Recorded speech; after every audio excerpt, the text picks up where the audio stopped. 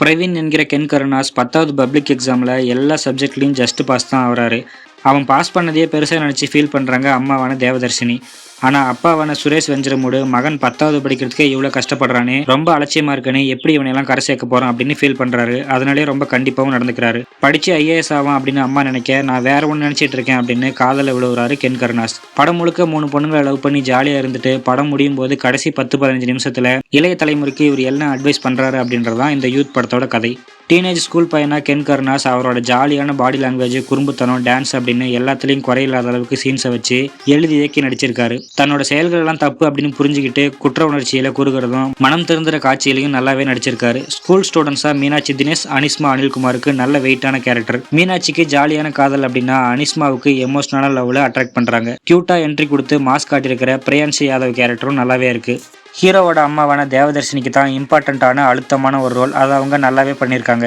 குழந்தைங்க மேலே கண்மூடித்தனமாக அனுபவிக்கிற அம்மாவோட கேரக்டரை அப்படியே கண் முன்னாடி கொண்டு வந்திருக்காங்க. படிக்காததால் அவங்க பட்ட அவமானங்களை சொல்கிற இடம் ரொம்ப டச்சிங்காகவே இருக்குது. 2 சீனில் மட்டுமே வரக்கூடிய நளினி, சின்ன தமிழா, ஈஸ்வர் மற்றும் பலர் வரக்கூடிய கென் கருணாஸோட கேங்கு, ஒன் சைடாக லவ் பண்ணுற சீனியர் கேங்கு, மீனாட்சி தினேஷோட ஃப்ரெண்ட்ஸ் அப்படின்னு சப்போர்ட்டிங் ஆக்டரில் நடிச்சிருக்கிற எல்லாருமே நல்லா நடிச்சிருக்காங்க. ஜிவி பிரகாஷோட மியூசிக்கில் எல்லா பாட்டுமே ஆல்ரெடி ஹிட்டு தான். படத்தோட ஆர்ட் டைரக்ஷன், சினிமாட்டோகிராஃபி ரெண்டுமே ஓகே ரகம். பார்க்குற எல்லா பொண்ணுங்ககிட்டையுமே வலியுறது, அதுக்கு ஒரு நியாயத்தை சொல்கிறது, பாடி ஷேமிங் பண்ணுறது, பொண்ணுங்க குரலை வச்சு கேலி பண்ணுறது, லவ் அக்செப்ட் பண்ணாத பொண்ணுங்களை குற்றவாளியாக காட்டுறது அப்படின்னு சில காட்சிகளை இயக்குனராக கென் கருணாஸ் கண்டிப்பாக தவிர்த்து வந்திருக்கலாம். ஃபர்ஸ்ட் ஆஃப் முழுக்க இன்ஸ்டாகிராமில் ரீல்ஸ் பார்க்குற மாதிரி நிறைய காட்சிகளை போட்டு நிரப்பியிருக்காங்க. இன்ட்ரோவில் நெருங்கும் போது மட்டும்தான் இந்த படம் பிளாட்டுக்குள்ளே போகுது. 90களில் நாம் பார்த்த படங்களில் காலேஜ் அப்படின்னாலே வெறும் லவ், ஊர் சுற்றுறது, டான்ஸ் அப்படின்னு காட்டின மாதிரி இன்னைக்கு இதெல்லாம் ஸ்கூல் லெவல்லையே ஆரம்பிச்சிட்டாங்க. ஸ்கூல் படித்தாலே கண்டிப்பாக ஏதாவது லவ் பண்ணியிருக்கணும் அப்படின்னு திணிக்கிற மாதிரி தான் இப்போ வரக்கூடிய படங்கள் எல்லாமே இருக்குது. படம் முழுக்க லவ் பண்ணி நாசமாக போகிறது எப்படி அப்படின்னு காட்டிட்டு கடைசி 10 நிமிஷத்துல புத்தி சொன்னா மட்டும் இங்க யார் கேப்பா?